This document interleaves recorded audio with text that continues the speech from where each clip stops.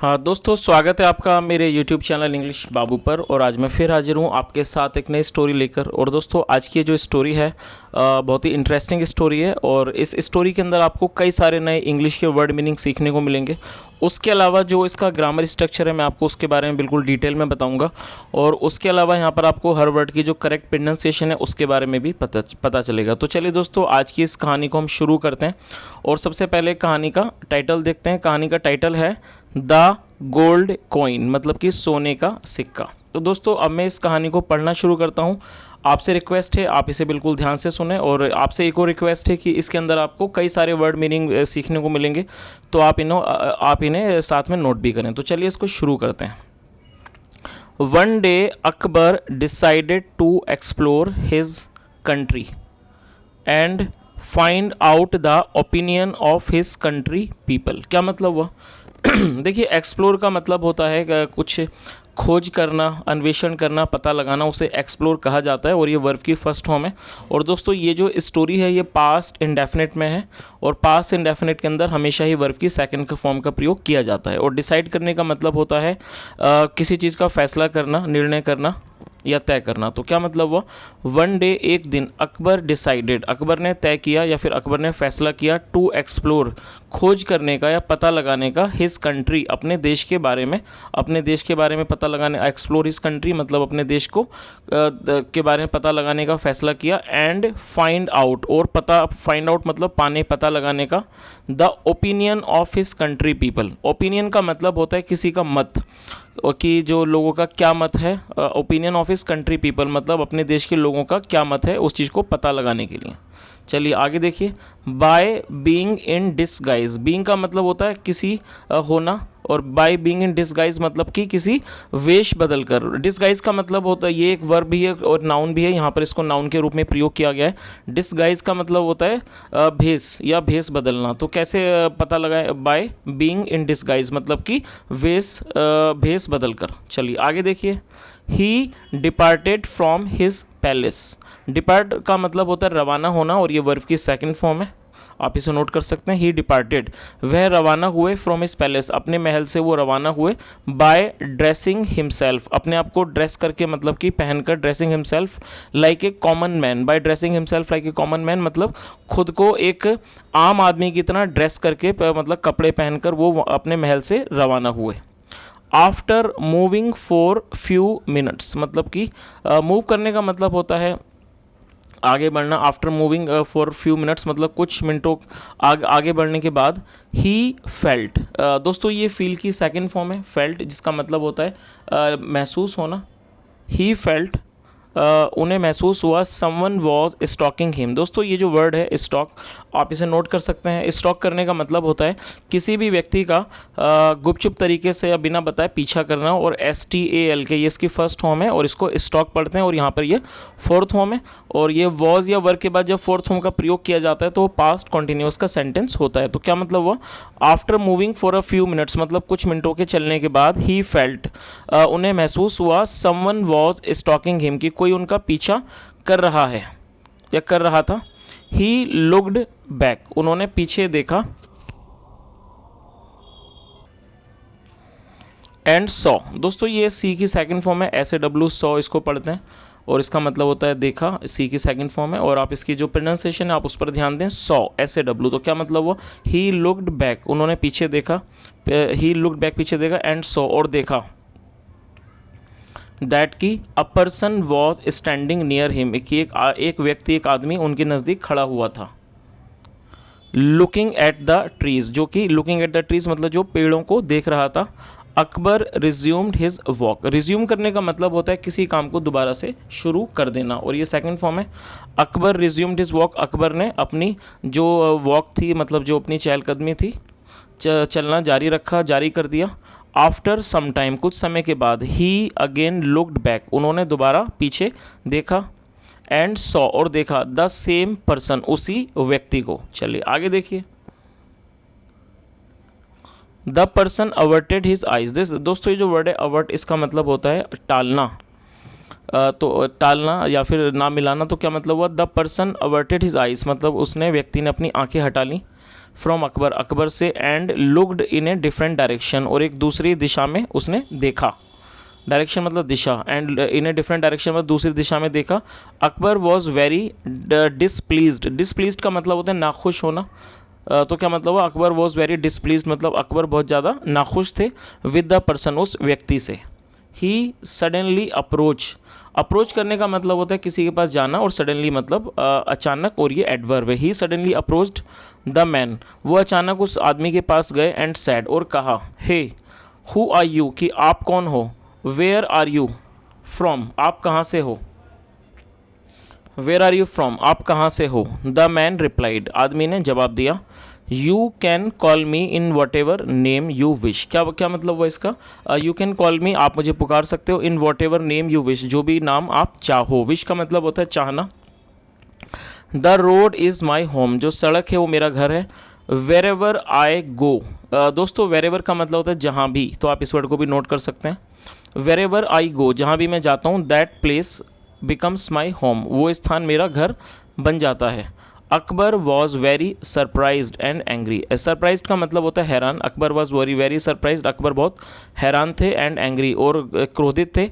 After hearing the answers मतलब कि जवाबों को सुनने के बाद। दोस्तों ये जो हियर है ये सुनना इसका मतलब होता है एनजी लगाने के बाद ये फोर्थ फॉर्म है, और मैं आपको बताना चाहूँगा कि जब आप बिफोर या आफ्टर के बाद वर्ब की फॉर्म यूज़ करते हैं तो वहाँ पर आईएनजी का प्रयोग किया जाता है, मतलब कि फोर्थ फॉर्म। तो क्या मतलब हुआ इस पूरी लाइन का, Akbar was very surprised and angry after hearing the answers, मतलब अकबर बहुत हैरान और गुस्से में थे, क्रोधित थे, आफ्टर हियरिंग द आंसर्स मतलब जवाबों को सुनकर।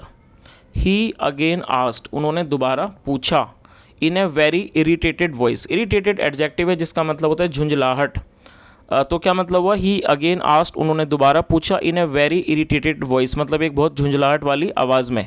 What is your profession, profession एक नाउन है जिसका मतलब होता है पेशा या फिर काम, जो व्यक्ति कोई भी काम करता है उसे प्रोफेशन कहा जाता है, जिसे हिंदी में हम पेशा बोलते हैं। तो क्या मतलब हुआ, व्हाट इज़ योर प्रोफेशन, आपका क्या पेशा है मतलब क्या काम है। Where are you heading towards, आप कहाँ जा रहे हो, आप किस ओर जा रहे हो, हेड करने का मतलब होता है किसी ओर जाना, टूवर्ड्स मतलब की ओर, where are you heading towards, आप किस ओर जा रहे हो।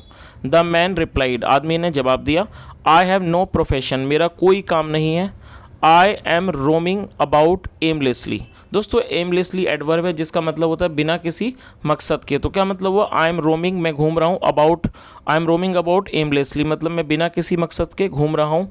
वेयर आर यू गोइंग, आप कहाँ जा रहे हो। व्हाट आर यू डूइंग, आप क्या कर रहे हो, what are you doing here, आप यहाँ क्या कर रहे हो।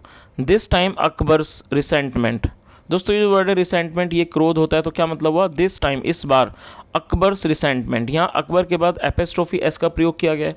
और दोस्तों जब भी हम किसी वाक्य में किसी भी सब्जेक्ट के साथ कुछ जोड़ना चाहते हैं तो एपेस्ट्रोफी एस का प्रयोग किया जाता है जिसका मतलब होता है का के की। तो इस लाइन का क्या मतलब हुआ, दिस टाइम मतलब कि इस बार, अकबर्स रिसेंटमेंट जो अकबर का जो क्रोध था, क्रॉस्ड इट्स लिमिट, उसने अपनी हद को पार कर दिया, मतलब जो उनकी नाराज़गी थी उसने अपनी हद को पार कर दिया। He was very vexed with the man, vexed का मतलब होता है किसी क्रोधित होना। He was very vexed with the man, वो उस आदमी से बहुत ज़्यादा गुस्से में थे, क्रोध में थे, उसके साथ बहुत गुस्से में थे। ही सैड, उसने कहा या उन्होंने कहा, do you know whom are you talking to, do you know. दोस्तों ये जो वाक्य आप देख रहे हैं डू यू नो, ये प्रेजेंट इंडेफिनिट का इंट्रोगेटिव वाक्य है। जब भी प्रेजेंट इंडेफिनिट में आप कोई ऐसा वाक्य बनाना चाहते हैं जहाँ पे आप उसको एक क्वेश्चन के रूप में दिखाना चाहते हैं जिसकी शुरुआत क्या से होती है तो डू या डस का प्रयोग किया जाता है। और यदि आपका subject I we you they या फिर प्लूरल नाउन होगा तो वहाँ पर पहले आपको डू लगाना है, और यदि ही शी या सिंगुलर होगा तो डस का प्रयोग किया जाता है। तो यहाँ पर हमारा सब्जेक्ट यू है तो यू के साथ डू का प्रयोग किया जाता है। तो क्या मतलब हुआ, डू यू नो, क्या तुम जानते हो, whom you are talking to, तुम किससे बात कर रहे हो या आप किससे बात कर रहे हो। द मैन सेड, आदमी ने कहा, यस हाँ। आई नो, मैं जानता हूँ। हु यू आर, आप कौन हो। You are a man like me, आप एक आदमी हो मेरी तरह। विद टू हैंड्स मतलब कि with two hands and to feet मतलब दो हाथ और दो पैरों के साथ। रोमिंग अबाउट, जो कि घूम रहा है एमलेसली, बिना किसी मकसद के। चलिए आगे देखिए। Akbar quickly took out a gold coin from his pocket. क्या मतलब हुआ दोस्तों? ये जो वर्ड है टुक आउट, ये टेक आउट की सेकंड फॉर्म है जिसका मतलब होता है निकालना। आप इस वर्ड को नोट कर सकते हैं। Akbar quickly took out a gold coin, मतलब अकबर ने तुरंत, क्विकली मतलब तुरंत, टुक आउट ए गोल्ड कॉइन, एक सोने का सिक्का निकाला, फ्रॉम हिज पॉकेट, अपनी पॉकेट से, अपनी जेब से, एंड सेड, और कहा, व्हाट डू यू थिंक, आपको क्या लगता है, या फिर कह सकते हैं आप क्या सोचते हो, लुक एट दिस, इसे देखो, लुक एट दिस कॉइन मतलब इस कॉइन को देखो। आई एम द एम्परर मतलब कि मैं बादशाह हूँ। एम्परर का मतलब होता है शहनशाह, बादशाह या फिर सम्राट, राजा भी कह सकते हैं, उसे एम्परर कहा जाता है। तो क्या मतलब हुआ? आई एम द एम्परर मतलब कि मैं सम्राट हूँ। I am the emperor of this country मतलब मैं इस देश का बादशाह हूँ, या कह सकते हैं मैं इस देश का सम्राट हूँ। The man looked at it, आदमी ने लुकड एट इट मतलब उसे देखा। फॉर सम टाइम, कुछ समय तक, या कुछ समय तक। एंड देन, और फिर, स्नैच्ड इट, और उसे छीन लिया। स्नैच का मतलब होता है छीन लेना, और ये सेकंड फॉर्म है। एंड देन स्नैच्ड इट, और उसके बाद इसे छीन लिया। इट जो है सिक्के के लिए प्रयोग किया गया है। फ्रॉम अकबर्स हैंड, अकबर के हाथ से। चलिए आगे देखिए। एंड फ्लैड, और भाग गया। दोस्तों ये जो वर्ड है फ्लैड, ये फ्ली की सेकंड फॉर्म है जिसका मतलब होता है भागना। तो आप इसकी फर्स्ट फॉर्म नोट कर सकते हैं। इसकी फर्स्ट फॉर्म है FLEE, फ्ली। फ्ली मतलब भागना होता है, और ये पास्ट इंडेफिनिट का वाक्य है, तो यहाँ पर सेकंड फॉर्म का प्रयोग किया गया है FLED, फ्लैड मतलब भाग गया। तो क्या मतलब हुआ कि उसने देखा और उसको छीन लिया, फ्रॉम अकबर हैंड, अकबर के हाथ से, एंड फ्लैड, और भाग गया। चलिए आगे देखिए। Akbar then raised a racket. दोस्तों रैकेट का मतलब होता है कोई शोरगुल करना, शोर वगैरह, उसे रैकेट कहा जाता है। तो क्या मतलब हुआ? Akbar then raised a racket मतलब कि अकबर ने फिर शोर मचाया, बाय शाउटिंग थीफ थीफ मतलब कि चिल्लाकर, शाउट मतलब चिल्लाना, बाय शाउटिंग, थीफ थीफ मतलब चोर चोर चिल्लाकर। कैच द मैन मतलब कि आदमी को पकड़ो। He is running with my gold coin मतलब वो मेरे सोने के सिक्का के साथ भाग रहा है। आई एम योर एम्परर, मैं तुम्हारा बादशाह हूँ, या कह सकते हैं मैं तुम्हारा राजा हूँ। People rain after the man. दोस्तों ये जो वर्ड है रैन आफ्टर, ये रन आफ्टर की सेकंड फॉर्म है, और आप इस वर्ड को नोट कर सकते हैं। रन आफ्टर का मतलब होता है पीछे भागना, और ये सेकंड फॉर्म है रैन आफ्टर। तो क्या मतलब हुआ? People rain after the man मतलब लोग आदमी के पीछे भागे। कॉट हिम, और ये कैच की सेकंड फॉर्म है, कॉट हिम उसे पकड़ लिया। And brought him to Akbar, और उसे अकबर के पास लाए। तो दोस्तों यहाँ पर आपने देखिए कई सारी सेकंड वर्ब सीखी, आप इन्हें नोट कर लीजिए। सबसे पहले आप ये कर लीजिए, ये रन आफ्टर की सेकंड फॉर्म है रैन आफ्टर, और आप इस वर्ड को नोट कर लीजिए, मीनिंग भी लिख लीजिए। रन आफ्टर मतलब होता है पीछे भागना, और ये सेकंड फॉर्म है। तो क्या मतलब हुआ? People rain after the man, लोग आदमी के पीछे भागे, और ये कैच की सेकंड फॉर्म है कॉट हिम, उसे पकड़ लिया। एंड ब्रॉट हिम, और ये ब्रिंग की सेकंड फॉर्म है, ब्रिंग मतलब लाना, और ये ब्रॉट है, इसकी जो प्रोनाउंसिएशन है वो है ब्रॉट हिम टू अकबर, और उसे अकबर के पास लाए। चलिए आगे देखिए। The man then began to shout. दोस्तों ये बिगिन की सेकंड फॉर्म है, और इसका मतलब होता है शुरू कर देना। द मैन जो आदमी था, देन फिर, बिगेन टू शाउट वो चिल्लाने लगा, एट दोज पीपल उन लोगों पर। आर यू नट हेड्स, क्या तुम पागल हो? नट हेड्स का मतलब होता है पागल, आप इस वर्ड को भी नोट कर सकते हैं। आर यू नट हेड्स, क्या तुम पागल हो? आई एम योर एम्परर, मैं तुम्हारा राजा हूँ। आई केम आउट इन डिसगाइज मतलब कि मैं भेष बदल के आया। To look into my people's problems, अपने लोगों की समस्याओं को देखने के लिए, क्लोजली पास से। चलिए आगे देखिए। दिस मैन मतलब ये आदमी, इज़ ए फ्रॉड, ये एक जालसाज है। फ्रॉड मतलब जालसाज, ये एक नाउन है। ऑल ऑफ यू मतलब कि आप सब, विल बी इम्प्रिजन। दोस्तों यहाँ पर विल बी के बाद थर्ड फॉर्म का प्रयोग किया गया है, तो मैं आपको बताना चाहूँगा ये जो हमारा वाक्य है, विल बी के बाद यदि थर्ड फॉर्म आती है तो वो पैसिव वॉइस का, फ्यूचर इंडेफिनिट का पैसिव वॉइस का सेंटेंस होता है। तो क्या मतलब वो? All of you will be imprison, आप सबको जेल मतलब कि जेल में डाल दिया जाएगा, या आप सबको जेल कर दी जाएगी। All of you will be imprison for hurting me मतलब मुझे चोट पहुँचाने के लिए। हर्ट मतलब चोट पहुँचाना। Akbar was dumb founded. दोस्तों ये जो वर्ड है डम्ब फाउंडेड, आप इसे नोट कर लीजिए, ये एक एडजेक्टिव है जिसका मतलब होता है हक्का बक्का रह जाना। और इसका क्या लिखा है यहाँ पे? डम्ब फाउंडेड, थोड़ा सा बड़ा वर्ड है, आप इसे नोट कर सकते हैं। DUMB डम्ब, और फाउंडेड FOUNDED, डम्ब फाउंडेड मतलब कि हक्का बक्का। तो क्या मतलब हुआ? अकबर वॉज डम्ब फाउंडेड मतलब जो अकबर थे वो क्या हो गए? हक्के बक्के हो गए। ही ट्राइड टू कन्विंस, ये ट्राई की सेकंड फॉर्म है, कोशिश करना। ही ट्राइड टू कन्विंस मतलब उन्होंने, कन्विंस करने का मतलब होता है किसी व्यक्ति को राज़ी करना, अपने से सहमत करवाना। तो क्या मतलब हुआ? He tried to convince his subjects, और सब्जेक्ट्स का मतलब होता है प्रजा। He tried to convince his subjects, उन्होंने अपनी प्रजा को कन्विंस करने की मतलब कि राज़ी करने की कोशिश की, सहमत करने की कोशिश की। लुक देखो, आई एम योर एम्परर, मैं तुम्हारा बादशाह हूँ, मैं तुम्हारा राजा हूँ। डोंट बिलीव दिस मैन, इस आदमी पर यकीन मत करो। ही इज़ अ फ्रॉड, ये एक जालसाज है। फ्रॉड है, फ्रॉड मतलब जालसाज। I am your emperor, he is a fraud. The people who had gathered, दोस्तों यहाँ पर हु का प्रयोग किया गया है, ये एक रिलेटिव प्रोनाउन है। तो जब भी हम किसी से कोई रिलेट कराना चाहते हैं तो इसका प्रयोग किया जाता है, जिसकी हिंदी होती है जो। तो क्या मतलब हुआ, द पीपल, लोग, हु हैड गैदर्ड, और ये हैड के बाद थर्ड फॉर्म है, गैदर मतलब इकट्ठा होना। हैड के बाद जब थर्ड फॉर्म होगी तो पास्ट परफेक्ट का सेंटेंस होगा। The people who had gathered around, मतलब कि लोग जो वहाँ इकट्ठे हुए थे। इन फियर, डर से। इन फियर ऑफ गेटिंग इम्प्रिजन, मतलब कि जेल में जाने के डर से। तो क्या मतलब हुआ, इन फियर ऑफ गेटिंग इम्प्रिजन, मतलब कि जो लोग थे जो इकट्ठे हुए थे। इन फियर ऑफ गेटिंग इम्प्रिजन मतलब कि इम्प्रिजेंट होने के डर से, मतलब जेल में जाने के डर से। अक्यूज्ड अकबर, उन्होंने अकबर पर आरोप लगाया। एंड सैड, और कहा। Are you out of your mind, मतलब क्या तुम पागल हो गए हो। You will soon end up in prison, मतलब तुम जल्दी जेल जाओगे। प्रिजन नाउन है जिसका मतलब होता है जेल। कीप योर माउथ शट, अपना मुंह बंद रखो। And leave this place, leave का मतलब होता है छोड़ देना, चले जाना। मतलब कीप योर माउथ शट, अपना मुंह बंद रखो। एंड लीव दिस प्लेस, इस जगह से चले जाओ। अकबर रिटर्न होम, अकबर वापस घर आए।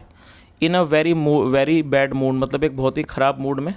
ही वॉज डिटर्मिन्ड, दोस्तों डिटर्मिन्ड एडजेक्टिव है जिसका मतलब होता है दृढ़ संकल्प होना। तो क्या मतलब हुआ, ही वॉज डिटर्मिन्ड, मतलब वो एक तरह से दृढ़ संकल्प थे। टू फाइंड द मैन, उस आदमी को ढूंढने के लिए। हु वॉज स्टॉकिंग हिम, जो उनका पीछा कर रहा था। चलिए आगे देखिए। He stepped in his room, step का मतलब होता है कहीं जाना। He stepped in his room, उन्होंने अपने कमरे में कदम रखा। And found the gold coin lying, lying का मतलब होता है पड़े हुए होना, और उन्होंने सोने को सिक्के को पड़ा हुआ पाया। ऑन हिज टेबल, अपनी टेबल पर, अपनी मेज़ पर। And few words were written on a piece of paper, और एक पीस ऑफ पेपर मतलब एक कागज़ के टुकड़े पर कुछ शब्द लिखे हुए थे। Words were written on a piece of paper.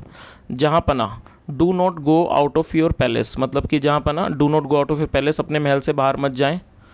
Alone, अकेले ना जाएं। The country is not safe now, जो देश है और जो वो अब सेफ नहीं है। अकबर थॉट, अकबर ने सोचा। इट मस्ट बी बीरबल, ये अवश्य ही बीरबल होगा। आई कैन स्वेयर, मैं इस चीज़ की शर्त लगा सकता हूँ, कह सकता हूँ मैं इस चीज़ की कसम खा सकता हूँ। तो दोस्तों ये एक छोटी सी स्टोरी थी अकबर बीरबल के बारे में, और मैं उम्मीद करता हूँ स्टोरी आपको अच्छी लगी होगी, मज़ेदार लगी होगी। और यहाँ मैंने पूरी कोशिश की आपको हर वर्ड की मीनिंग बताने की। और यदि आपको मेरा प्रयास अच्छा लगा हो तो दोस्तों आपसे रिक्वेस्ट है, वीडियो को लाइक करें, शेयर करें, चैनल को जरूर सब्सक्राइब करें, कमेंट करके बताएं यदि आपका कोई सुझाव हो। सुनने के लिए thank you so much. Have a nice day and bye.